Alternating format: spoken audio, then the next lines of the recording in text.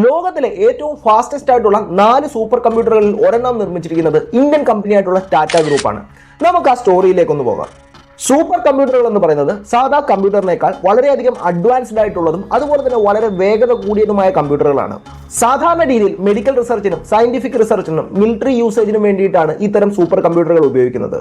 1990-2000 കാലയളവിൽ ലോകത്തിൽ പല രാജ്യങ്ങളുടെയും കയ്യിൽ സൂപ്പർ കമ്പ്യൂട്ടറുകൾ ഉണ്ടായിരുന്നെങ്കിലും അതിൽ ഏറ്റവും അഡ്വാൻസ്ഡ് ആയിട്ടുള്ള കമ്പ്യൂട്ടറുകൾ ഉണ്ടായിരുന്നത് USA-യുടെയും ചൈനയുടെയും ജപ്പാന്റെയും കയ്യിൽ മാത്രമായിരുന്നു.